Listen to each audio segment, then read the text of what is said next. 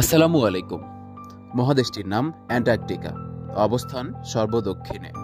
কমলালেবুর মতো আকৃতির পৃথিবীর একদম তলদেশে অবস্থিত মহাদেশটির নামই হচ্ছে অ্যান্টার্কটিকা।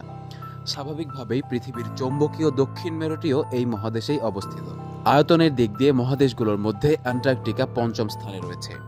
এটি একাধারে বিশ্বের শীতলতম ও শুষ্কতম মহাদেশ। আপনারা এমন কিছু জানতে চলেছেন যেটা শুনে অবাক হয়ে যাবেন আজ। বিশ্বে বরফ হিসাবে জমাটকৃত সুপেয় পানির প্রায় ৭০% এই মহাদেশে অবস্থিত। অন্যদিকে বিশ্বের মহাদেশগুলোর মধ্যে দুর্গমতম হওয়ায় এই অ্যান্টার্কটিকা দিয়ে গুজবের কমতি নেই।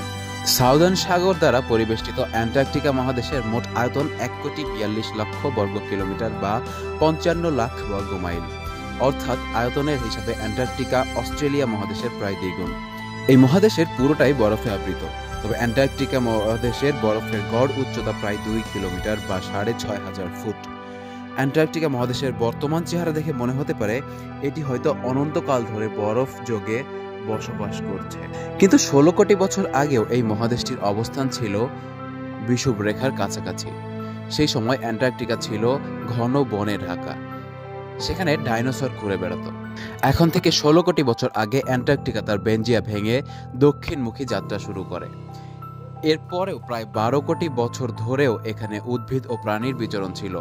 যদিও উল্কাপিণ্ডের আঘাতে সব ডাইনোসর ও প্রাণীরা বিলুপ্ত হতে বসেছিল, বিজ্ঞানীদের গবেষণা অনুযায়ী অ্যান্টার্কটিকা মহাদেশে প্রথম বরফ জমা শুরু হয় ৪.৫ কোটি বছর আগে। এটি পৃথিবীর সবচেয়ে শীতল স্থান, যেখানে শীতকালে তাপমাত্রা ৮০ ডিগ্রি সেলসিয়াস পর্যন্ত নামতে পারে।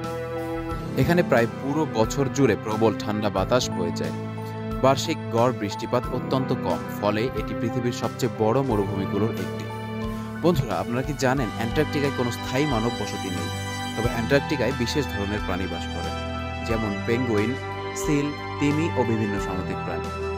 মজার ব্যাপার হলো এখানে ৬ মাস অন্ধকার ও ৬ মাস সূর্যালোক থাকে, যা পৃথিবীর অন্য কোনো স্থানে দেখা যায় না।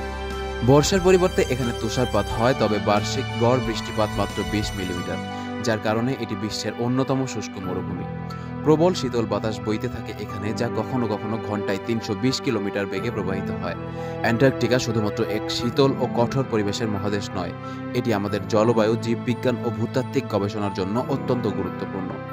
এটি পৃথিবীর ভবিষ্যতের জলবায়ু পরিবর্তন বোঝার জন্য এক অবিচ্ছেদ্য অংশ। তো বন্ধুরা, কেমন লাগলো আজকের ভিডিওটি জানাতে অবশ্যই ভুলবেন না। আর এ ধরনের ভিডিও আরও পেতে আমাদের চ্যানেলটিকে সাবস্ক্রাইব করুন।